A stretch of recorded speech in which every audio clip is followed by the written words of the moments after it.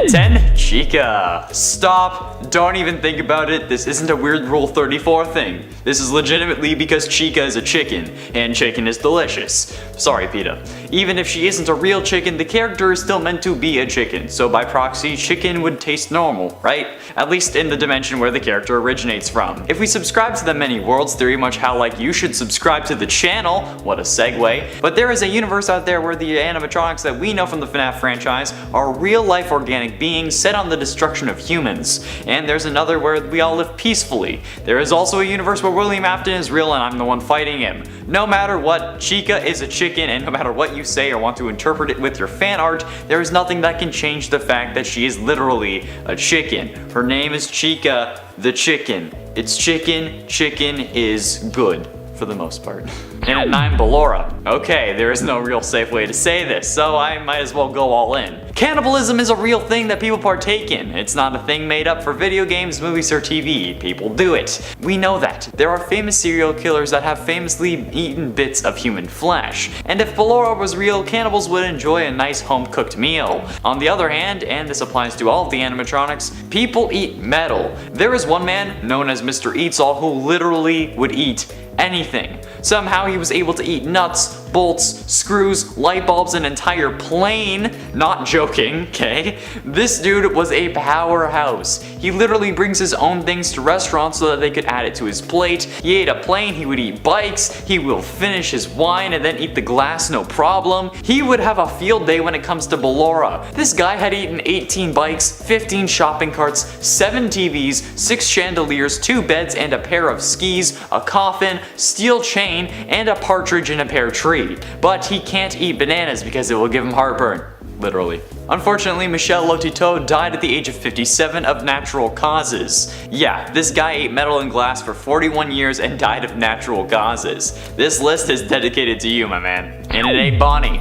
Bonnie is a rabbit, because bunnies and rabbits are the same thing, so don't flip your crap in the comments. Anyway, rabbits, while not being as common as chicken, they're still regularly eaten as dinner, on a less regular basis no doubt, but honestly I've had days where my girlfriend has brought home rabbit that she cooked in class. The taste is nearly the same to me, but I don't have that advanced of a palate, but it's literally meat, okay? Food is food, no matter what. Rabbit, while slightly gamier, is also as common as chicken. It's honestly weird that 50% of the original animatronics were actually regularly eaten, almost as if Scott intended for us to make this list. I mean, don't get me wrong, I wouldn't eat a purple rabbit, but I mean, if it was necessary and I was going to starve to death, I would honestly not think twice. Especially if we're in that universe where the animatronics are real organic beings instead of animatronics. I'm speaking about if these animatronics were real and not just the, you know, how the way they are with the robot parts and everything. Except for number 6. I said Namber, whatever. And at 7, Dreadbear. This idea actually comes from the VR YouTuber Eddie VR. Amanda and I have mentioned him before, and honestly I love his videos. However, he makes all the FNAF stands mad by giving nicknames to the animatronics, like how I make them mad when I tell them that Springtrap isn't an animatronic because he's not. He calls multiple characters by food equivalents. For example, Mangle is mangoes, Chica is Kentucky, Springtrap is tortillas, and Plushtrap is Tortilla's son. He also calls Dreadbear elotes, which is Spanish for corn, because honestly, have you seen Dreadbear's teeth? They look like they're straight up a fresh cob of corn. Like, he went through the Foxy maze and just started picking up corn and shoving it down his metal interior until eventually he became a corn. It's weird, and honestly, knowing that it's his teeth kinda makes it less appetizing, but that's why he's at number 7, right? Like, I can't explain why he's higher than Bonnie, because Bonnie would actually be food. Don't come for me, PETA. But I can't explain why he's higher than Chica, you know? Because I had to get you to stay somehow. If you see number 10 and it's not something that will kind of make you open your jaw with either excitement, surprise, or lust, then you aren't gonna stick around for something as ridiculous as this list. I had to put Chica first, but I don't know why he's higher than Bonnie. And at 6, Drink Clowns. Lemonade Clown and Fruit Punch Clown make their appearance in Freddy Fazbear's Pizzeria Simulator, also known as FNAF 6. The clowns are basically giant bulbs of their respective drink, and they disperse these drinks with like any drink machine would, but this time it's coming from their body instead of some tank that nobody can see. It's slightly terrifying when you think about it, but it also makes some of the most sense on this list. The others may be iffy, but this one is pretty damn solid. Well, I guess technically it's a liquid, so I shouldn't be joking about that. It's a very important matter. Haha! Look at me go with my terrible jokes and horrifying sense of humor. Oh, you weren't laughing? Why the hell not? We're talking about clowns, aren't we? Clowns are funny and not scary in the slightest. I mean, I see a clown every time I go back to my hometown. And no, I don't mean because most people in that town are jokes. Oh boy, that got aggressive. I wonder what could have done that to me. This lemonade is great, by the way. Thanks, Lemonade Clown. Halfway through at number 5, Gumball Swivel Hand. Gumball Swivel Hands is one of the FNAF 6 animatronics obtained at Stan's Budget Tech for $125 of in-game currency, obviously. Could you imagine if it was real money? Like this game was just gonna be one giant cash grab like any mobile game or EA game? Well, Gumball is literally what he sounds like, a gumball machine with a face and rotating hands, which gives it its name. He has a propeller hat and kinda looks like he just drank a gallon of paint.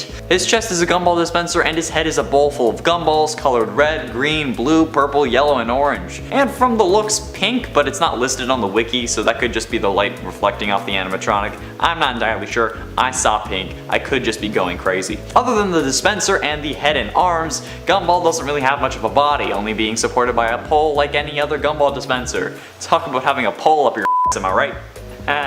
And at 4, Shamrock Freddy. Being Irish, I do have a special place in my heart for Shamrock Freddy. He'll never come after me, Lucky Charms. Shamrock Freddy is a skin for the Freddy animatronic that appears in FNAF AR Special Delivery and was added on March 12, 2020, in time for the St. Patty's Day of the worst year ever. His appearance is fairly similar to that of regular Freddy, except being colored entirely green, as you can see here. Oh wait, that's awkward. Forgot I was on a green screen. Well, I guess you'll just have to imagine it.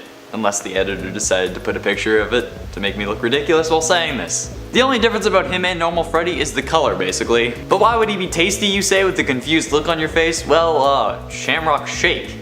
Duh.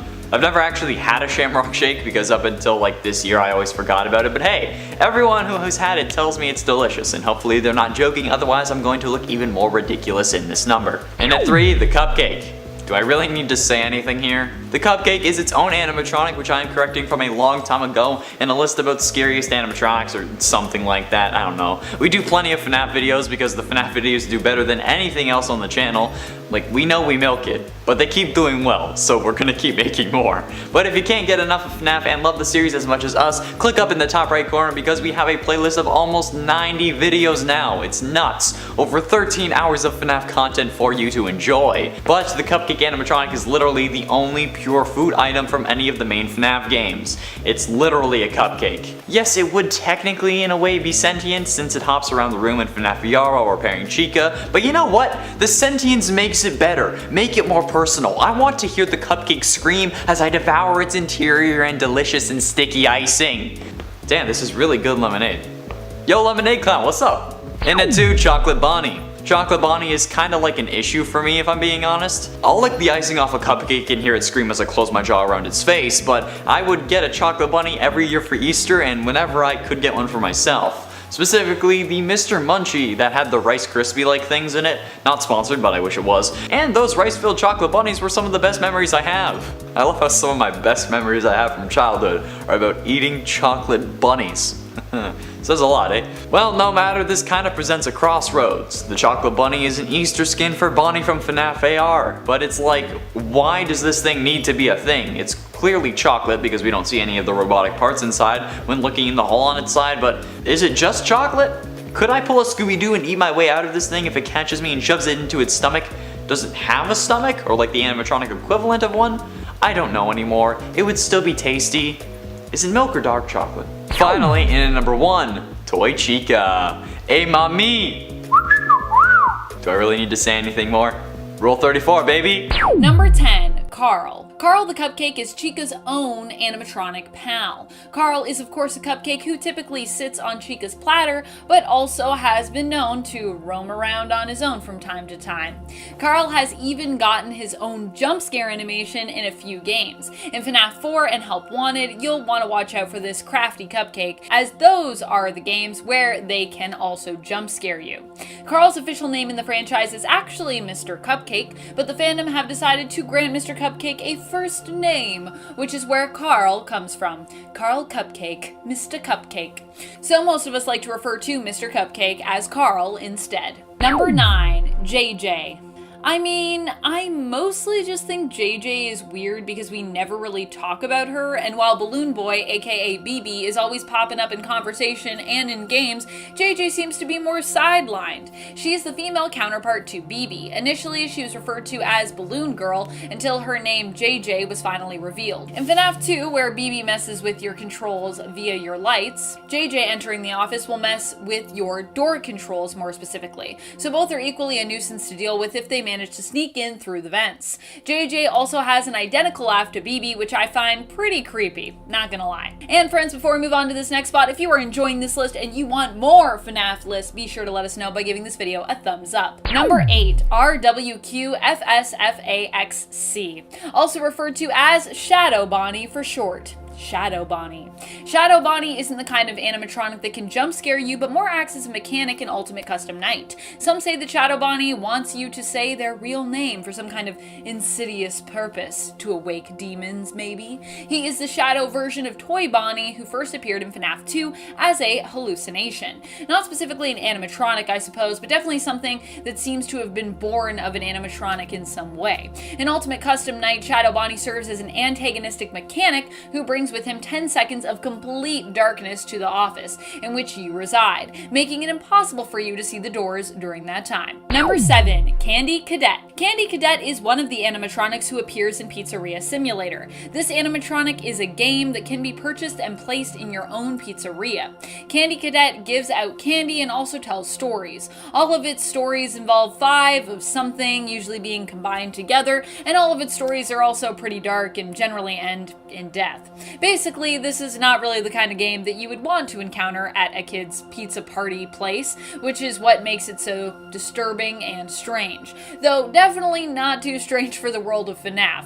In these spooky games, it still manages to fit right in, of course. But in a real world context, I feel like most adults would not want Candy Cadet telling stories and dispensing candy at their kid's pizza party. Number 6, Mini Rena. The Mini Renas are a group of smaller animatronics who usually accompany and assist Ballora, sometimes seemingly working against her as well. They are a mischievous bunch of animatronics who enjoy crawling in and around their victims. Ugh.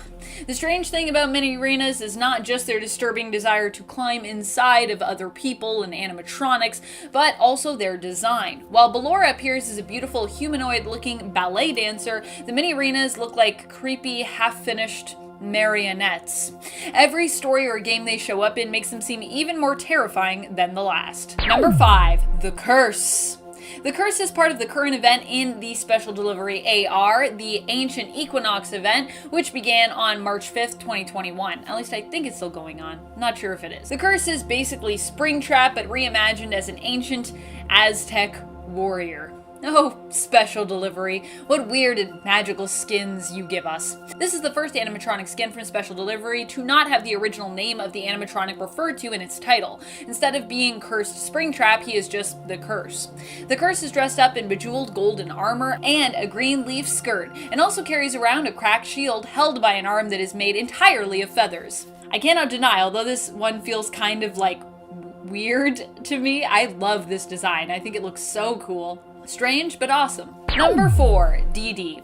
Dee Dee originally appeared in FNAF World and was one of the first animatronics from that game to show up in the main continuity of FNAF games in Ultimate Custom Night. She resembles Balloon Boy in her appearance and has a sweet and youthful sing-song voice. When you add her to Custom Night, she will summon a random animatronic to join your game at a difficulty somewhere between 1 and 10. Dee Dee has that same deceptively overly cheerful look that some other animatronics have, which is a big part of what makes her so weird and so creepy. People look like too happy, like it's like plastered on. That's creepy to me. I don't like that.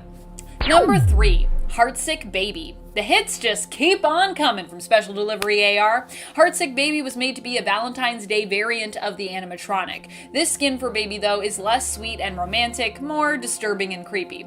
I'm not sure what would honestly be weirder, a truly adorable Valentine's version of this animatronic, or the creepy one that we got. Both seem pretty weird in my mind, to be honest. Heartsick Baby was given a dark pink, gray, and black color motif as opposed to her usual one, and had hearts added on her kneecaps, chest, chest and her cheeks. But don't let those hearts fool you. She also appeared as an alternate to Cupid, but slightly tarnished in appearance, and with wings whose feathers even seem frayed or cracked near their tips. She also comes armed with a bow and arrow, and instead of pins, has a couple of arrows sticking out of her shins. So I guess Heartsick Baby doesn't have great aim.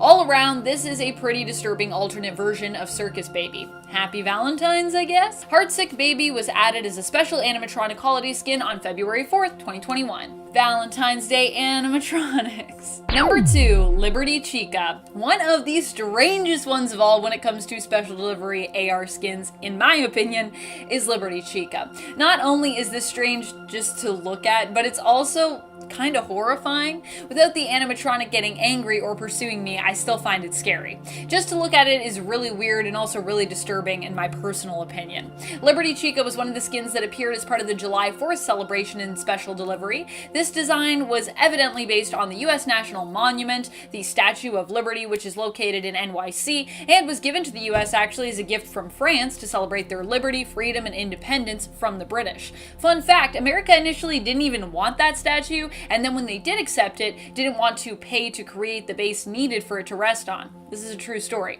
Liberty Chica also comes with their own version of Mr. Cupcake, reskinned as the stoic-looking Torch Cupcake. Number 1, Egg Baby. I mean, I think we all agree that Egg Baby is one of the weirdest animatronics out there, no? Even Scott seems to have acknowledged how weird this creation is, trolling us with its potential appearance in UCN, which of course didn't actually end up happening. Egg Baby is just a strange prop animatronic that you can acquire in Pizzeria Simulator for a whopping $6,000. Why is it so expensive? What does Egg Baby actually do or add to your pizzeria? I think just a whole lot of awesome weirdness personally, which honestly, it having a $6,000 price tag just, I don't know, it just makes it somehow better. It makes it more weird, but also more great that it's so expensive. I need that Egg Baby. I need that Egg Baby in my restaurant. Number 9, Blackheart Bonnie. Blackheart Bonnie just kind of reminds me of a Furby or that like Hasbro Poochie toy that was out around the same time. I don't know if anyone remembers these things or if I'm dating myself, but yeah, those were a thing. I had both of those toys growing up, and let me tell you, they are pretty creepy in retrospect, at least. At the time, I have to admit, I personally loved them, but just in retrospect, looking back, I don't know how I wasn't creeped out by those toys.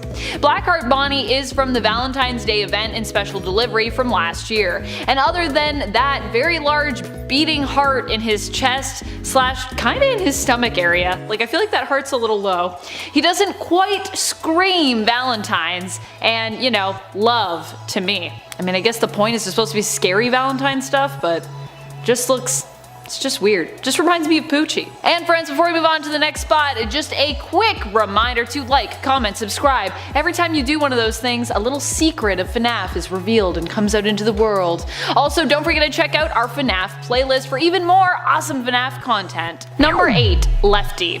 Lefty is one of the animatronics in the game that I question the design for, or at least question what happened to its eye. Lefty's name is actually an acronym for Lure, Encapsulate, Fuse, Transport, and Extract, which helps us to understand its function, but does not answer the question of why it only has one eyeball. We can assume it lost the eye, but it also kind of weirdly looks like it may have been designed with it. And then of course there's the question of why Lefty was really designed at all, and how Lefty even came into contact with the puppet who's within Lefty. How did that all happen? And why isn't his name also Freddy, just based on his own design as an animatronic as a fellow bear? I feel like he has kind of a Freddy look, no? Of course his name is an acronym and he's also left-handed, but wouldn't making his name Lefty based on an acronym for his purpose, which is, you know, to take on the puppet but also potentially to kidnap people, be a dangerous thing to do if you wanted to avoid getting caught for those things? I don't know, just a thought. Number 7, Egg Baby. Egg Baby, Egg Baby, Egg Baby. What are you? Why do you exist? Conjunction Junction, what's your function? Hooking up eggs and scanning blueprints? I don't know. Egg Baby first made their appearance in Pizzeria Simulator when we learned they were classified as a rare find. A rare find indeed. So rare in fact that they cost a whopping $6,000. That is a lot of money for whatever egg baby is. What's more, the purpose for this animatronic still remains quite unclear, at least to me. What is its function? Why is it so expensive? Why is it so creepy? Does the egg baby within the egg baby come out, and can it exist separately? Does it have its own name, or do we also just refer to it as egg baby? Little egg baby? Just all egg baby? I don't know. Just looking at this animatronic gives you in general way more questions than answers. Number 6. The Nightmare Animatronics. These animatronics make me ponder even more deeply what's really going on in this whole story. So if Freddy Fazbear's is meant to be a place where kids and families can all be entertained and have fun together, right? Then what is up with these animatronics? Are they even real, or are they just some fantasy, something out of a kid's imagination? Were they created to test the child we play as in the game, or are they meant to represent this kid's fears? If these animatronics are real at all, which I think at this point we mostly assume that they're real, I personally think they are real, then how did anyone ever think this would be a good way to entertain children? These animatronics are terrifying. How were these animatronics or their blueprints never found during the creation process and halted by some execs who definitely did not think that this aligned with the brand? I just feel like if the Nightmare animatronics are real, I need to have some questions answered about why and how they were ever made. Number 5. Liberty Chica.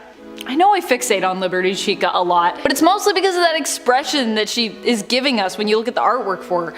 What does that look? She's giving us a strangely arrogant and kind of smarmy expression. I mean, I know it's based off of the Statue of Liberty's probably actual expression, but for some reason on Chica it looks weird. Also, just look at the Statue of Liberty's face next to Chica's face when she is Liberty Chica. Just look at those things next to each other. Is that the same expression? What's happening? The Statue of Liberty, by comparison, just looks ambivalent, aloof.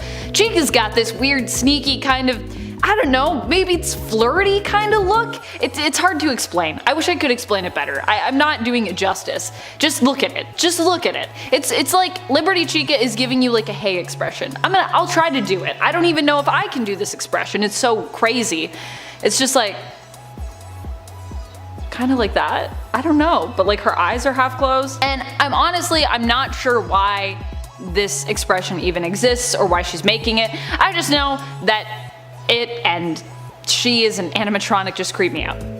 The end. Number 4. Circus Baby. Why was Circus Baby made? That's the big question that makes her so confusing to me. Circus Baby, in regards to what she is and how she functions, makes sense. Even her as an entertainer and possibly kidnapping or killing device, in terms of how she works anyways, makes sense. The question is, why was she made for Elizabeth? And was Circus Baby created with the intention of harming her? That seems odd considering that Elizabeth was William Afton's own daughter. So what was the true purpose of her? Did Circus Baby simply malfunction for some reason? It definitely seems like she was programmed to cause harm, and yet it's claimed by Elizabeth that William made the animatronic just for her. So then did William make the animatronic to harm Elizabeth? Then again, he also told her to stay away from the animatronic.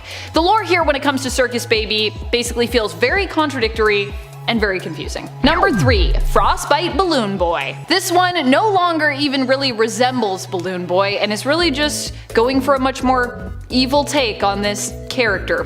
Frostbite Balloon Boy appeared in special delivery as part of their 2020 winter collection. His face looks different, his body shape has completely changed, and he looks like he just walked out of a frosty nightmare. This is one of those animatronic skins where I earnestly wonder how Fazbear Entertainment could even be claiming to be all about entertaining children. Just how or in what world does this version of Balloon Boy seem fun at all, entertaining, or even seemingly child-friendly? It makes more sense when we have animatronics that at least, they look like they could be a fun animatronic to have delivered to your home for a special event, but then they just happen to malfunction and attack you and then they get all creepy. As opposed to this animatronic where we have one that just looks like it was made to attack you. There's no way this animatronic looks family friendly or fun. Number 2. Ennard. How exactly did Ennard come to be? Does Circus Baby also know a bunch about robotics?